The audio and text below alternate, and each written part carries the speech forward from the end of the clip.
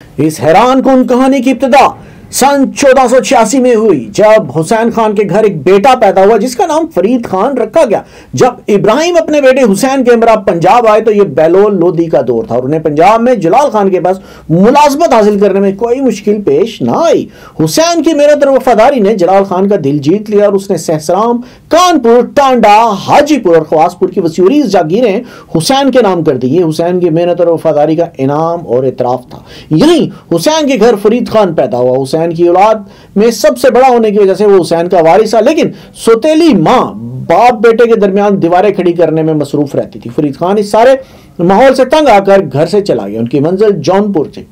जौनपुर उस जमाने में सकाफत और इल्म का एक मरकज था। यहां फरीद खान ने 3 साल गुजारे और इस दौरान इल्म अदब और अरबी और फारसी जुबानों पर दस्तरस हासिल की। उसका अगला पड़ाव बहार था, जहां बहार शाह लुहानी की हुक्मरान थी। जल्द ही बहार शाह को मालूम हो गया कि फरीद खान गैर मामूली सलाहियतों का मालिक है। एक बार जब बहार शाह शिकार पर था तो अचानक एक शेर उस पर हमलावर हुआ। उससे पहले कि शेर उसको कोई गजन पहुंचा था, फरीद खान बिजली की सी तेजी से शेर की तरफ लपका और अपनी तलवार से उसका काम तमाम कर दिया। मौत बहार शाह को छू कर गुजर गई। इस वाक़े से बहार शाह की निगाहों में फरीद खान का रुतबा और बुलंद हो गया। उसने फरीद खान को शेर खान का खिताब दिया। यह खिताब फरीद खान के लिए खुशकिस्मती का सामान है और फिर तारीख ने फरीद खान को शेर शाह सूरी के नाम से याद रखा।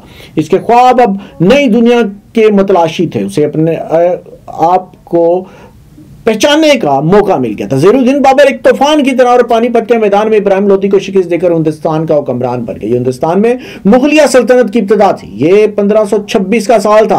अगले ही बरस शेर शाह ने मुगलिया दरबार में अपनी किस्मत आजमाई। अपनी जहानत, दलेरी और शुजात से मुगल फौज में अपना मकाम बना लिया। बहार पर हमले में बाबर के हमरा हिस्सा लिया और अपनी गैर मामूली जंगी महारत के जौहर दिखाए। शेर शाह का मुगलिया फौज में क्याम 1527 से 1528 तक रहा। इस दौरान उसे मुगलों के निज़ाम सियासत, निज़ाम मईशत, अस्करी निज़ाम को बगौर परखने का मौका मिला।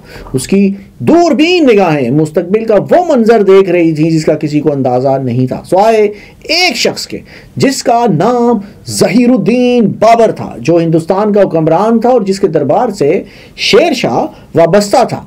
ज़हीरुद्दीन बाबर ने एक तवील वक्त गुजारा। उसने एक दुनिया देखी थी। उसने अपनी फौज के जंगजू शेर शाह की आंखों में वो सब कुछ देख लिया था जो शेर शाह के दिल का मंजर था। बाबर ने अपने करीबी रफका से कहा कि शेर शाह की कड़ी निगरानी की जाए। शेर शाह भांप गया कि वो बाबर का एतमाद खो चुका है। एक दिन वो अचानक वापस बाहर पहुंच गया और अपनी ताकत में इजाफा करने लगा। बहार शाह लुहानी का इंतकाल हो चुका था। बहार शाह का बेटा जलाल भी अभी छोटा था। अमलन शेर शाह वहां का हुक्मरान बन गया। बंगाल के हुक्मरान सुल्तान महमूद ने शेर शाह पर हमला किया, लेकिन उसे इबरतनाक शिकस्त हुई। उधर ज़हीरुद्दीन बाबर का 1530 ईस्वी में इंतकाल हो गया। बाबर के बाद उसका बेटा हुमायूं तख्त पर बैठा। इधर शेर शाह सूरी अपनी ताकत में मुसलसल इजाफा कर रहा था, ताकि 1537 तक शेर शाह बहार, बंगाल और आसाम का हुक्मरान बन चुका था। अब एक बड़ी जस्त लगाने का वक्त था।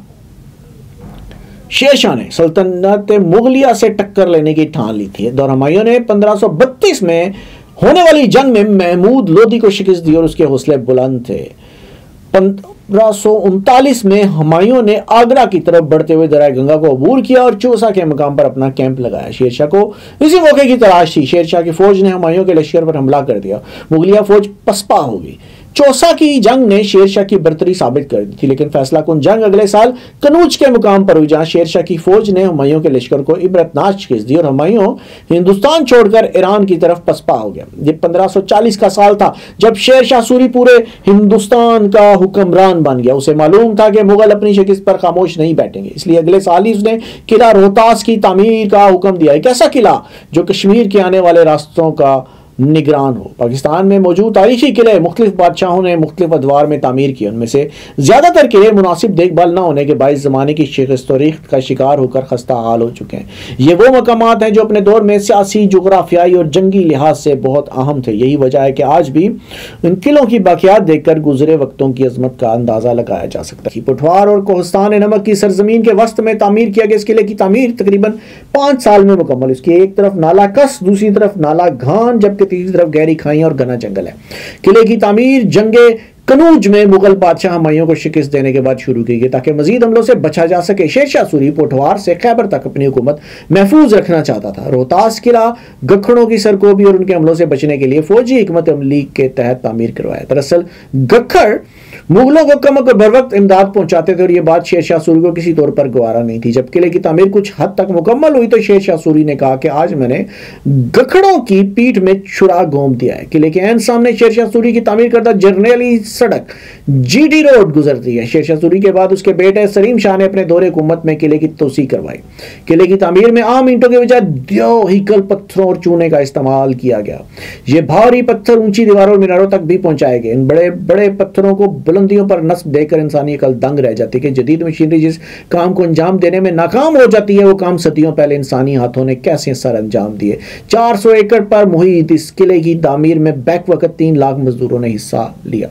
जंगल और पहाड़ों में बनाए गए किला रोहतास के बारे में कहा जाता है कि इसको तामीर करने में शेर शाह सूरी से मोहब्बत करने वाले बुजुर्गान दीन ने भी मजदूरों के शाना बशाना हिस्सा लिया और अपना खून पसीना बहाया। किले की तामीर में अपनी जान कुर्बान करने वाले बुजुर्गों के मकाबिर किले के किसी न किसी दरवाजे के साथ मौजूद हैं, जबकि अंदर भी जगह जगह बुजुर्गों के मकाबिर हैं। किला अंदरूनी तौर पर 2 हिस्सों में तकसीम था, जिसके लिए एक 1750 फुट तवील दीवार तामीर की गई जो किले के दिफाई हिस्से को आम हिस्से से जुदा करती थी। जंगी हिकमत अमली को मद्देनजर रखते हुए किले के कुल 12 दरवाजे बनाए गए जो फन तामीर का नादर नमूना है। हर दरवाजे की तामीर का एक मकसद था जिसकी वजह से उनको बेहद अहमियत हासिल थी। उसके सदर दरवाजे का नाम हजार ख्वानी था। किले का सबसे काबिल दीद आलीशान और नाकाबिल शिकस्त हिस्सा उसकी फसील है जिस पर 68 बुर्ज और 184 बुर्जियां, 881,000 केंगरे और 8,655 सीढ़ियां बनाई गई हैं। फसील 3 मंजिलों में 2 या सह कतारी तामीर की गई थी और इसके चबूतरे जो तीरंदाजों और तोपचियों के लिए इस्तेमाल किए जाते थे सीढ़ियों के जरिए एक दूसरे से मुंसलिक थे। किंगरों से दुश्मन पर पिघला हुआ सीसा और खोलता हुआ पानी भी उंडेला जाता था। जब किला तामीर हुआ तो ये अपनी नोयत का एक बड़ा किला था। ताहम ये बात हैरान कुन थी कि इतने बड़े किले में महज चंद रिहायशी इमारतें तामीर की गई थीं जिनमें 60,000 फौजी क़याम कर सकते थे। यह किला चूंकि दिफाई हिकमत अमली के तहत बनाया गया था इसलिए शेर शाह सूरी के बाद बरसर इक़्तिदार आने वालों ने भी यहाँ अपने ठहरने के लिए किसी पुरतईश रिहायशगाह का इंतजाम नहीं किया। महलात न होने के बाइस मुगल शहनशाह आकर खैमों में रहा करते थे। मुगल शहनशाह अकबर आज़म के ससुर राजा मान सिंह जो की फौज का जर्नैल भी था उसने यहाँ क़याम रखने के लिए एक हवेली बनवाई थी। किले में 3 बाउलियां बनवाई गई थी। बड़ी बाउली आज भी मौजूद है, 270 फुट गहरी है, जिसमें उतरने के लिए 300 सीढ़ियां बनाई गई हैं। काबली दरवाजे के नजदीक एक मस्जिद भी तामीर की गई जिसका नाम शाही मस्जिद है, जबकि जनूबी हिस्से में मरकजी चट्टान पर ईदगाह बनाई गई है। बज़ाहिर किला रोहतास एक बेतरतीब सा तामीराती ढांचा मालूम होता है, मगर शेर शाह सूरी ने उसकी तामीर में नक्श निगारी और खूबसूरती को मलहूज़ खातिर रखा। इसका सबूत किले के दरवाजे और शाही मस्जिद में की जाने वाली मीनाकारी से मिलता है। हिंदुआना तर्ज तामीर की पहचान सोहल गेट से होती है। इसी तरह बुरबुरे पत्थर और संगमरमर की सिलों पर ख़त नस्ख में कनदा किए गए मुख्तलिफ मजहबी बरात वाले कतबे खत्ताती के नादर नमूनों में शुमार होते हैं। ख्वानी दरवाजे के अंदरूनी हिस्से में 2 सिलें निस्बत जिनमें से एक पर कलमा और दूसरे पर मुख्तलिफ कुरानी आयात कंदा है। शेर शाह सूरी के बेटे सलीम शाह ने किले को मौसम असरियात और हादसे ज़माना से महफूज रखने के लिए बाहर की आबादी को किला के अंदर मुंतकिल होने की इजाज़त दी थी और इस आबादकारी के नतीजे में जो बस्ती वजूद में आई वो अब रोहतास गाँव कहलाती है। मकामी लोगों ने सतह ज़मीन से तकरीबन 300 फीट बुलंद इस किले के पत्थर उखाड़ कर मकानात बना लिए हैं। मौजूदा दौर में किले के चंद दरवाजे राजा मान सिंह के महल और जनूब मगरबी समेत 4 मंजिला इमारत में वाक़ बड़े फांसी घाट के सवाब बेशतर हिस्सा खंडरात में तब्दील हो चुका है। अपने वक्त का यह मजबूत तरीन किला आज बिखरी हुई ईंटों की मानिंद मौजूद है। किला रोहतास अक़वाम मुत्तहिदा के ज़ैली इदारे बराए तालीम, साइंस और सकाफत यूनेस्को के आलमी सकाफती विरसे की फहरिस्त में शामिल है।